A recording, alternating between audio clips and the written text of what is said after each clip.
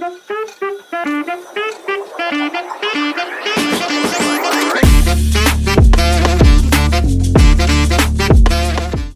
teman-teman, kembali lagi dengan saya Tirta, dan kali ini kita akan edukasi pertanyaan netizen. Nah, ini kamu capture banyak banget, dok olahraga tuh pagi atau malam?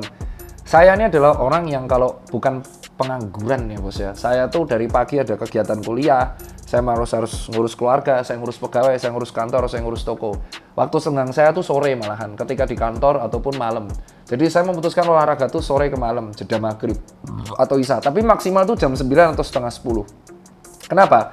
Jadi dari jurnal-jurnal yang setelah saya cari ya, dan banyak banget jurnal dan penelitiannya, sebenarnya olahraga yang maksimal dilakukan itu adalah olahraga pagi dan olahraga sore. Sorenya ini adalah sampai jam 9 malam. Kenapa? Karena kalau olahraga dilakukan semakin malam, itu akan ada recovery akut. Heart rate-nya itu akan masih bisa berdebar-debar setelah 2 jam setelah selesai olahraga.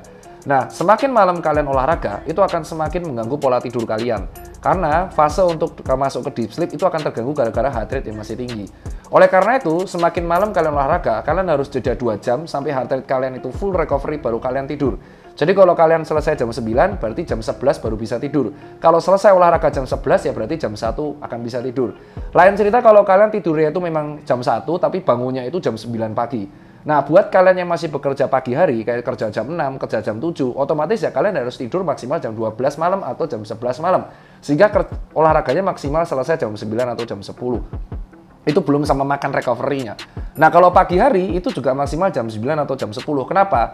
Ya, karena setelah di atas jam 10, panas matahari, suhu, habis itu polusi, itu akan sangat berpengaruh dan termasuk hormon.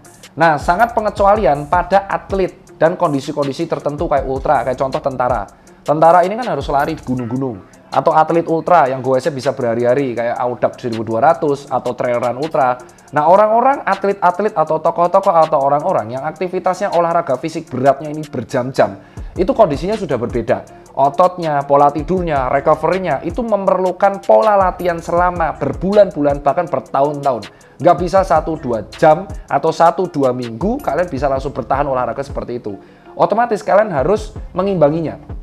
Contoh, ketika kalian ultra 90 jam, maka itu pola latihannya harus diimbangi dari H-7 hari. Tidurnya harus maksimal banget dari 7 hari sehingga tidak menimbulkan kelelahan otot, sehingga otot siap digunakan untuk aktivitas ultra. Dan selama aktivitas ultra pun itu, mereka juga memiliki suplai-suplai makanan yang bisa mendukung energinya. Dan tidurnya disebut dengan power nap. Jadi tidur di mana aja untuk menghasilkan disiplin. Loh, gimana caranya? Belajar.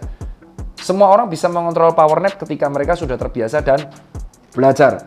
Nah, terus ketika kalian aktivitas fisik atau olahraga malam, contoh, kopi ini kan menunjang. Kopi, HP, main HP, kopi, ngopi, ataupun energi atau sport gel dan kawan-kawan, itu kalau diminum malam juga akan mempengaruhi pola tidur. Jadi semakin malam kalian olahraga itu jujur akan mengganggu pola tidur kalian. Kecuali shift malam. Nah, rata-rata yang shift malam itu kan pasti akan ada turun jaganya. Turun jaganya itu pasti esok harinya. Nggak mungkin dong dia shift malam, terus besoknya jaga, kecuali dia dokter. Maka rata-rata dokter kan alasannya nggak bisa olahraga kan. Sebenarnya ya bisa jadi ketika mereka turun jaga. Jadi ketika kalian shift malam, ya kalian bisa tidur maksimal di waktu kalian turun jaga. Jadi ketika kalian shift malam, pas kalian turun jaga ya harus istirahat. Jangan kalian aktivitas yang berlebihan. Itu aja kalau dari saya. Olahragalah semaksimal mungkin dan seefisien mungkin.